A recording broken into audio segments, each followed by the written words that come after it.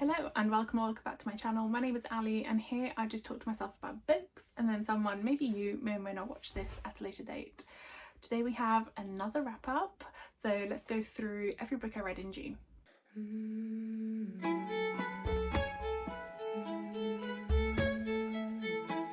So I just went to look up my stats and Storygraph is down for maintenance, so I have no idea. I have no idea. I don't know what to tell you, man. I did read 13 books, I can tell you that, and I enjoyed the majority of them. So let's go through them and I'll explain a little bit more. So first book I read was The Raven Scholar by Antonia Hodgson. This was the Illumicrate book pick for, I want to say May, I think. Yeah, that would track. And I absolutely adore this edition. Like the colours, the edges, just stunning. This is, I would say, an adult fantasy. I loved this book. I really enjoyed it and I cannot wait for book 2 to come out, although I've seen absolutely nothing mentioning when that may be. So if anyone's heard anything, please let me know. This book starts off talking about Yana and Roku, who are twins. Their father has passed away because he tried to lead a coup against the emperor, and because of this, the emperor ends up giving Roku a choice. They have to do some sort of trial or whatever, and then gives him a choice about whether or not to save his sister or to banish her forever from the land, which would mean that no one would be able to talk to her, no one would ever be able to talk about her again, and she would be kind of dragged through village until she got left alone in the desert to die. So that's kind of how the story starts, and then we jump forward in time and we follow the main character, which is Nima Kra. Now in this world there are like a few different houses, I guess, all after like one of the mythical creatures. So you've got the House of the Raven, you've got the House of the Fox, the House of the Dragon. They've all got different powers and they've all got somebody who will work to become like the leader of that house. Now in particular, this year is important because it's been 24 years since the emperor took over power, and every 24 years they have to like basically choose a new emperor. So now there's going to be one contender from every house to run and do challenges to see who can become the next emperor. That all seems fine until one of them is murdered and Nima gets dragged into kind of investigating the situation by the emperor himself. Now I loved the world building in this. I thought it was super good. The magic system as well, really interesting. I love anything that kind of aligns to like zodiac type houses or animals. It was like a dark version of like Fruits Baskets basically, but I loved it. The plot twist in this legit had me screaming. I was full on screaming. I was not ready, not prepared, have not yet recovered. I need to know what happens next. It had over, oh gosh, 600 and something pages, 630 pages plus, but I just flew through it. Because it's got Raven on it. Yeah, it was super good and I very much recommend it. I think I gave this, and now I can't 100% check because, actually, tell a lie, I do have Fables, so I suppose I could check on there what the rating is. It just doesn't give me like the little visuals and overall stats for the month that Storygraph does, but I can quickly look at... Yes, I gave this 4.5 stars and very well deserved. Next, I read, finally, the entire War of Hearts series by Carissa Broadbent, which is Daughter of No Worlds, Children of Fallen Gods, and Mother of Death and Dawn. And again, such a strong series. I gave all of these 4.5 stars, so overall it's definitely a 4.5 star series. Only reason I didn't give it 5 stars, I don't really know. I don't actually know why I didn't give it 5 stars, but I really loved it. So first of all, I have the indie published editions with these stunning covers, and I'm so glad because I don't like the new ones. So I'm glad I got these ones. But also I'm so glad I finally got to read these. I read The Serpent and the Wings of Night duology earlier in the year, and whilst I enjoyed it, I think I much preferred this. Like the characters just spoke to me more, the world building was just better, and I think it was just more like slower development of everything, so I quite liked it. This follows Tizana. So Tizana has been in slavery for a number of years. She was sold as a young girl and her mother was dragged off to the mines, never to be seen again. She is what they called fractured, so she is half you know, normal human, and then the other half of her is I can't remember what they're called, but they are people who basically have like really, really pale skin, silver hair, like silver eyes, etc. So she's got one silver eye, one amber eye, and I mean, I think you can kind of, she's got like patches of different colour skin. So she is kind of thought not to be like whole in terms of as a person, I guess, but in terms of being a slave, she is like an oddity. So she is used by the master that owns her to like do dances and also other things that we won't talk about.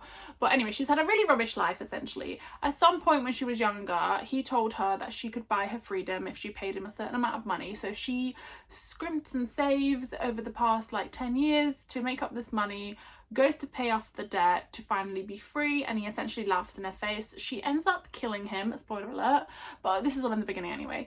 And then she has to run away because he's like the head of a really important family where she lives. So she runs away and she runs to the Order because that's where she thinks she'll be able to, one, be safe, and two, learn the skills that she needs to be able to protect herself in the future.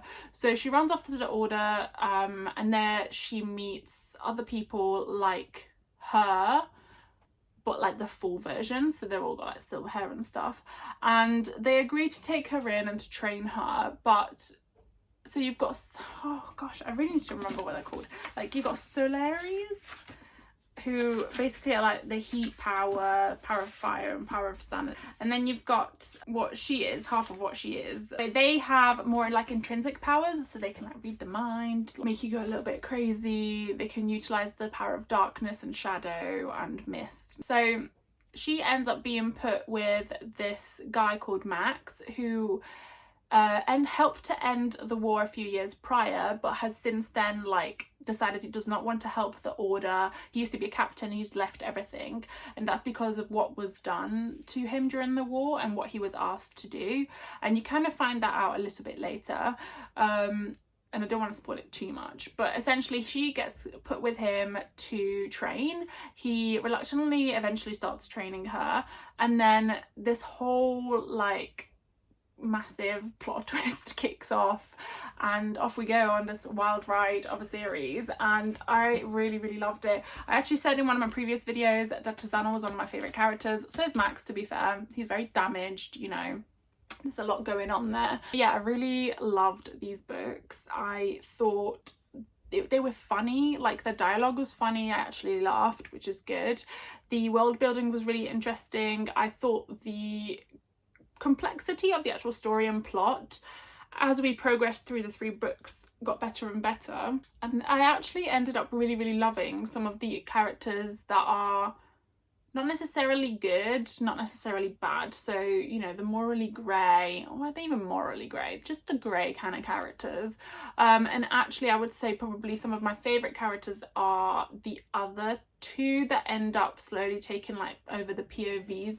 So at the beginning you start off with just pretty much like Max and Tazana as POVs, and then in the second book you get another POV in the mix as well. You don't really find out who they are, and then yeah, it's just super interesting, and 4.5 stars all round. Next I read a non-fiction, which was 7 Fallen Feathers by Tanya Talaga.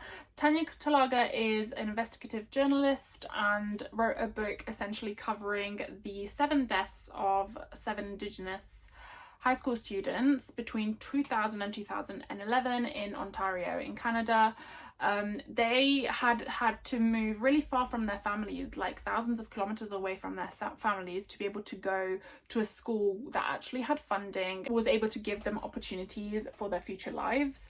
And it just talks a lot about basically the impact that residential schools had and continue to have on Canadian and Indigenous people, also on the impact of institutionalized racism within like the police force, and how their deaths, while suspicious and unexpected, were never really investigated in the same way if they hadn't been Indigenous.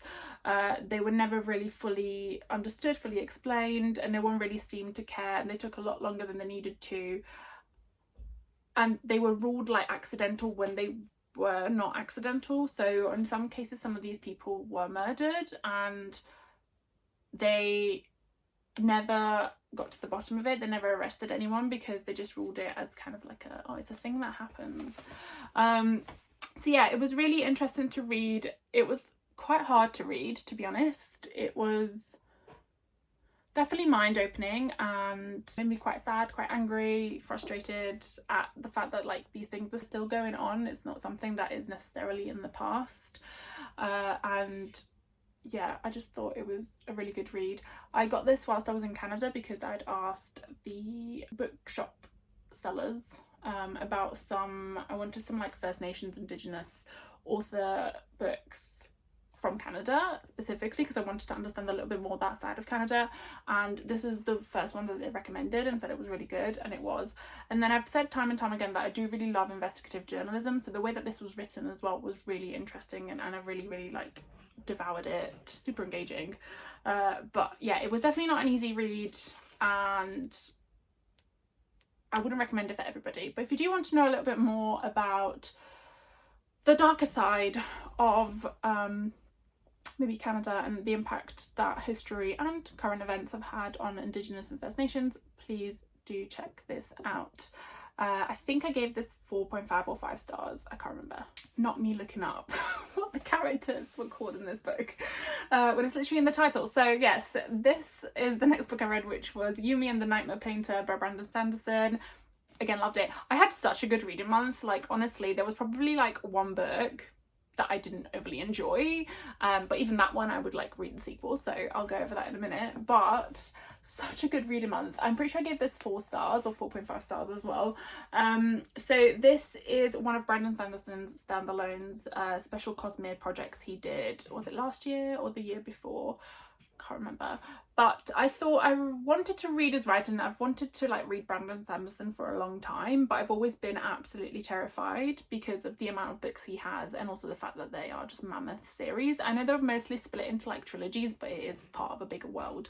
So when these came out, I was like, let me try some of his standalones, see if I like the writing, and then if I do, I will commit to like Mistborn. I did. I loved it. I loved the writing. It was so good. So this follows Yumi, who is a what would you call her? Like a servant of spirits, a servant of the gods. She was like marked at birth to like be a divine servant, and now she is thought of as higher up in society because she is able to call the spirits to help aid the population and different villages. But at the same time, she's almost a slave and a servant to the people because everything she does has to be for others. She can never do anything for herself. She has no freedom. She's never known life outside of where she is being held and what she has to do every day. So essentially she just works every single day to bring these spirits out. We then follow Painter, who lives in a world very different from Yumi's. A lot of darkness, more technological advancements, and he is a painter. So he goes around essentially capturing nightmares, painting them to change their shape whilst they're like in the midst of attacking people in their sleep, and when he's changed their shape, then they kind of become innocuous and harmless. However, he comes across a nightmare which is essentially fully formed and he is unable to then change it, and that nightmare is really dangerous because he can actually physically harm people, not just scare them and like suck a bit of their soul out in their sleep. So at some point something happens where Painter wakes up in Yumi's body in this other world. Yumi is also there, but almost like a spectral ghost figure, and they have no idea what the hell is going on. No one can see Yumi, but everyone is seeing Painter in Yumi's body, and so he has to pretend to be her and, you know, learn her life. And then at some point when they go to sleep, they then wake up in Painter's world and Yumi is there, but as Yumi, whilst Painter is there as a ghost and no one can see him either. So then she learns more about like his life, his friendships, what he's doing. There's a lot going on. Turns out that there's a reason why they swapped over, and again, the twist towards the end of this was so good. But I really enjoyed this. I'm obsessed with the book cover. Also, there's some like stunning like pictures of this on Brandon Sanderson's website that are just beautiful, like illustrations from the book. I wish I'd gotten like the original kind of release one with all the illustrations, but I didn't. However, yeah, I really enjoyed this. I really found the characters of Yumi and Painter really interesting. I wanted to read about them. I was engaged by the stories, I was invested in them, and I definitely felt a little bit tearful towards the end of this one, so do be careful. But yes, a first great introduction to Brandon Sanderson. Next, I read / partially listened to The Woman Who Lied. So I ended up actually listening to 70-something% of this in the car whilst driving to and from visiting a friend, because it was just so quick to get through. It's a normal sized book, but I don't know why. I feel like thriller crime books are just easy to get through. Now, I don't usually like these sorts of books. I find them like very predictable, a little bit boring, and it just doesn't, they're very formulaic, and I wouldn't say that necessarily this is any different, but I thought the writing was engaging enough, and definitely listening to it on audiobook partially was engaging in the car. So I can see myself reading these as like a easy Sunday afternoon read, or if I'm in a bit of a bookish slump, or if I'm driving somewhere, because I can pretty much get it read through on the drive, which is good. And it's not like, I really struggle listening to audiobooks where it's like a fantasy world, because I feel like I don't listen to it like, it's like my brain doesn't register everything that's being said. And for these sorts of books, it's fine. Like, you don't need to like pay attention as much, I don't think. Like, I got the story just fine. But with like fantasy books, I feel like if you miss a little bit, that's it. Like, the plot just won't make sense. So I only really listen to audiobooks if it's something I've read before, if it's something like graphic audio, which is, acted out, or if it's something like this. So yeah, this follows Amelia Ward, who is a crime novel writer and has written a bunch of stories, and she's about to write the ending to one of her most famous series, where she's going to essentially kill off the main character. Now, at some point, these weird things start happening around her where the stories she has written, someone is like mimicking them. So mimicking like the different crimes within her stories to try and scare her, and she doesn't know why. Then somebody actually dies in the way that she described in one of her books, and she ends up being stalked, and it's a whole lot of woe going on. Now, I said, like, I thought this was quite engaging and fun to just read in the car or listen to it in the car. I wouldn't necessarily maybe recommend this unless you're somebody that like really loves these sorts of books, and I have recommended it, for example, to like a colleague because I know she loves them and she has enjoyed this as well. But this is definitely not my kind of vibe in terms of reading it. The only reason I picked this up was because it was the Waterstones book club pick for May, I think. And I did think it was quite formulaic. I was a little bit disappointed with like the reveal at the end, like the big reveal. I kind of saw it coming, talked myself out of it a little bit, and then the thing I thought it was going to be was actually more interesting than what it actually ended up being. So then I was like, oh, a little bit let down. I also found there was just a lot of coincidences in this, like way too many coincidences to make it believable. And I know that these books aren't meant to be believable, they are meant to be like kind of shock factor. But having said that, I felt like it was just too many coincidences, like how does that happen? And I've had some very small world, occurrences in my life, but this was unbelievable to me as well. I also felt like I just wanted more. I wanted like more to happen than it actually did, because in the end, spoiler, skip right now, in the end everything was fine. There's it's very low stakes at the end of it all. So yeah, I don't know, but I think I gave this like 2.5 or 3 stars because it was like, the writing is engaging enough and it's easy to read. So in terms of like that, I think it's worth it. But would I like read it again? No. Next, I read none other than The Phantom of the Opera by Gaston Leroux.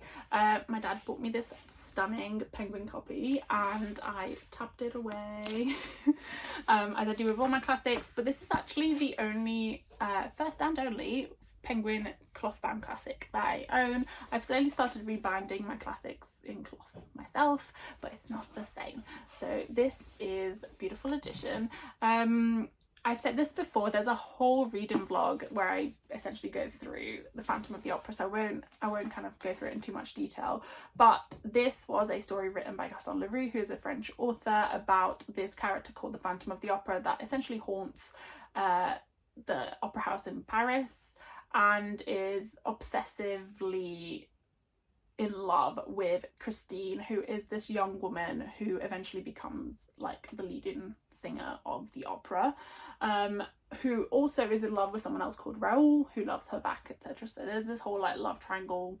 There's a lot of deranged and unhinged actions on behalf of the Phantom. I'm not a huge fan of Raoul either. However, I do kind of feel worse for the Phantom because he is essentially what society made him. So he was born with like facial disfigurations or some sort of something that made him ugly in the eyes of society and in the eyes of his parents as well. They hid him, they wouldn't hug him, they wouldn't love him, and all of that eventually led him to become this psychopathic, obsessive character. Having said that, I still liked the character of the Phantom. I thought he was very interesting. But yes, so then this was adapted into a musical, which I'm sure you've all heard of by now, by Andrew Lloyd Webber, which is, you know, famous across the world and one of my favourite musicals. So yeah, very much wanted to read this and glad to add it to my classics collection. And I think I gave it 4 stars, but I can't remember. Next, after all of that darkness, I read Love on the Brain by Ali Hazelwood. I love Ali Hazelwood's romance novels. They are just so fun. You know what to expect. The writing is engaging. I like that there's always an element of STEM. The characters are always cute. It just gives me life. Like, I just love them. I've read everything she's written so far except for Bride. I've said this before, I don't know if I'm going to read Bride because I don't know if it's my type of vibe, but maybe I will. I don't know. So let me know if it's worth it. So this is one of her kind of more stereotypical STEM romances, rom-com. This is following Bee and Levi.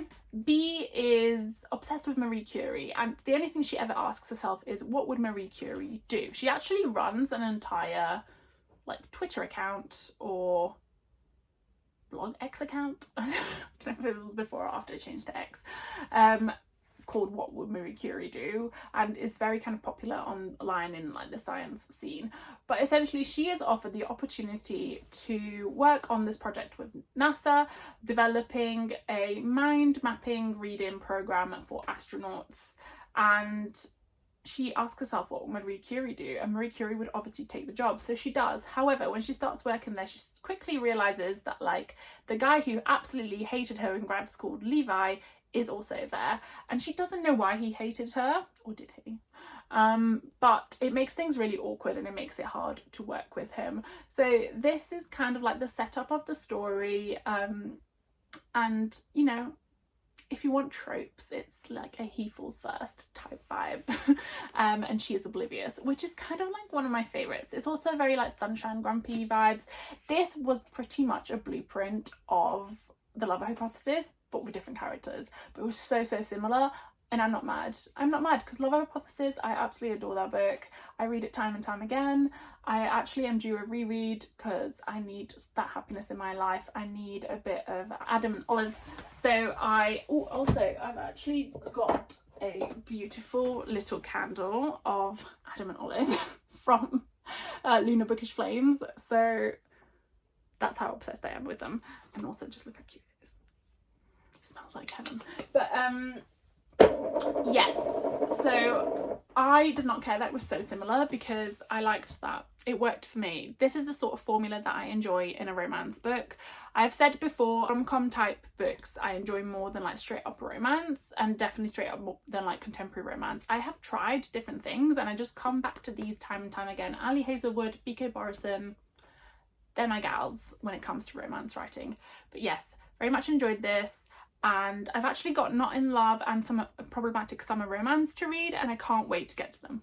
Next, I read Lemon. I read this alongside my friend. Every now and then I send him a photo of like the thousands of books, okay that's exaggerating, the 200 or so books that I have in my book cart or in my shelves that I need to read, and I ask him to pick out one that he wants to read together. So for last month he picked out Lemon because it's quite short, it sounded interesting, we read it together and then we had a little conversation about it.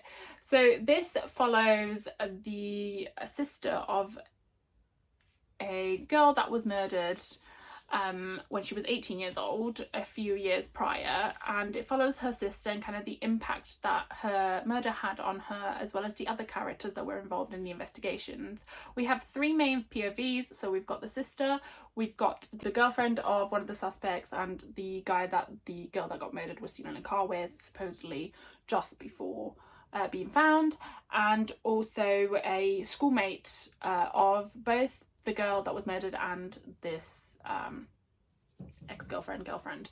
Now, this is super interesting because it's a very short book.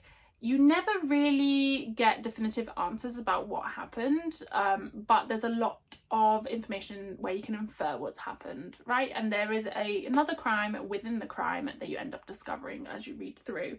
I also found it really interesting how the different characters' POVs are portrayed. So we've got the sister who does a lot of like remembering kind of in the past, like things that happened in the past. We've got the girlfriend character who, her POVs are essentially a one-sided conversation with a psychotherapist, so you never hear what the psychotherapist says, but you do like hear her responses. And then this other character is like, you know, just first person, present time, just talks about what's happening right there and then, and kind of is a outsider perspective because they were not involved in the investigations hands-on.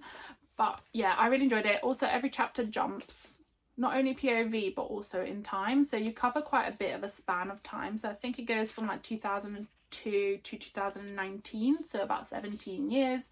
And yeah, I really liked it. I really enjoyed it. I think I gave it 3.5 stars, mainly because it is so short and I could definitely have done with it being longer, but it was good. It was definitely the kind of Korean translated fiction that I enjoy, and very like woman focused as well. So I don't know, I really liked it. Next, I read another Brandon Sanderson that I picked up in Canada because they have the cutest editions. Like, look how cute and like 80s vibes this is. It's just so tiny. But yes, this is one of his other standalones. Turns out this is actually meant to be a series, but it was written like over a decade ago, and it ends in a way that like it's fine for it to just be a standalone. However, there are meant to be another 2 books. It's meant to be a trilogy, but Brandon Sanderson hasn't written them yet, so I don't know if he's still planning to. But this is Elantris. This is high fantasy, I would say, and I loved it.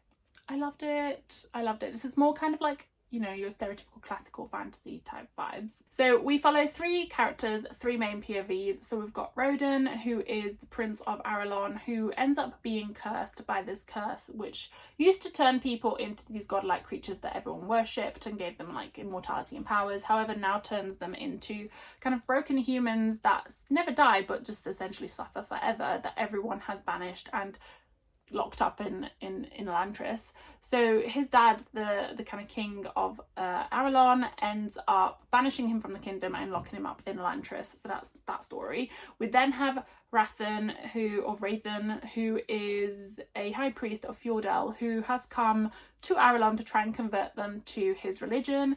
And if he doesn't succeed, he is planning on essentially forcing them or ending them.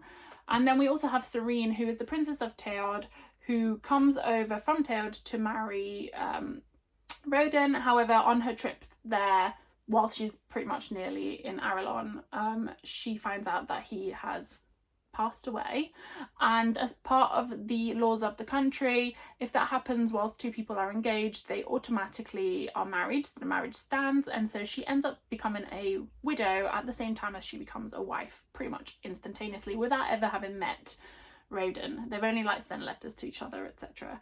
Then there's this whole kind of political subplot to this. There's a lot of different characters. There's a lot of characters and found family that you end up really, really loving. And yeah, I really, really, really enjoyed this. So I think I'm now, not that I was thinking I would not enjoy Brandon Sanderson, but I'm fully a Brandon Sanderson convert because I love his writing. And again, you know, look how tiny the writing is on this, and it's got like nearly 600 pages. Devoured it, absolutely devoured it. So very much recommend this as well. And then last but not least, I have the most confusing book I read this month, or the month of June, and that is Nightshade by Autumn Woods. This was everywhere on Booktok and Bookstagram. Like, I literally could not scroll without seeing it, and it's because this edition is just stunning. Like, I love the drawings on the front, the illustrations, the sprayed edges are just adorable. And yeah, I just kept seeing it everywhere. Walked past the works, it was there. I couldn't not get it. You know how it goes. So this follows Ophelia, whose parents passed away in a tragic but suspicious accident on the grounds of Sorosong University. Prior to this, her father made her promise that she would never go there because it wasn't a good place, it didn't have good people. Now, years later, she is offered a scholarship at Sorosong University because her parents used to work there. And she decides to accept it, not only to get herself out of this hole that she's been stuck in because she has essentially, in her words, nothing else to live for, but wants to give herself some more opportunities because it does open a lot of doors. But also she wants to kind of investigate what happened to her parents, because she knows that what everyone says happened is not the truth. When she gets there, she ends up running into this guy literally the first day. He just appears with like his very rich car in the rain while she's walking very, you know, stupidly on the side of the road in the rain, in the dark. He gives her a lift to the school. His name is Alex. Later on, it turns out that he's like the son of her number one suspect of what happened to her parents, and she hates his father and therefore also must hate him too. Turns out that isn't quite what happens, and you know how the story goes. So this premise was really interesting. I thought I was gonna like it, and also I feel I definitely got caught up in all the hype with it. There was a lot of 5-star reviews of this book. I wouldn't give it 5 stars. I think I gave it 2 stars, mainly because it was just fun to read, but it's definitely not very well executed. So in terms of like the development of relationships, both the romantic ones and even friendships amongst the characters, it's minimal. It's minimal, which makes it hard to kind of engage, hard to be invested, and hard to believe them, because it doesn't give you the groundwork to base anything onto.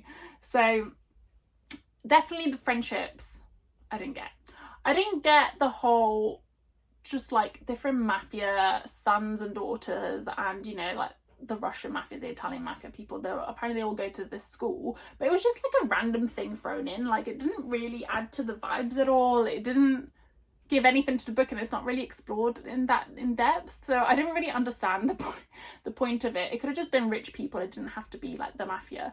And I don't know, it was just a bit unhinged. It reminded me a little bit of Twisted Love, like the first book, where like it just goes crazy at one point and you're like, what is going on? I still read it because whatever, you know, and even the way it ends, it's a cliffhanger. I need to now know what happens next. So will I buy the sequel? Yes I will, especially if it looks like this, because I'm sorry, I don't care. I am judging this book by the cover because it's a stunning cover and I want it on my shelves. But having said that, would I recommend this book to people? I don't know. I don't know if I would. I did suggest my friend get it because it is pretty, and also the ending does make you want to read more. But can you like say a book is good just because the ending made you interested? I don't think you can. But you know, whatever. I had an okay time reading this, and it was fine. It was fine. It was a bit unhinged and weird, frantic, chaotic. I don't really know how else to describe it. A lot happened without any explanation. But still, It's pretty. So thank you so much for watching. That was all the books I read in June. I had a great time. As I said, it was one of my best reading months. You know, the majority of the books I read were like 4 stars or above, and even the ones that were less than that, I still kind of had fun reading. So, you know, can't complain at all. But yes, thank you so much for watching. If you enjoyed the video, please do pop a like. If you would like to see more, please do subscribe, and see you soon.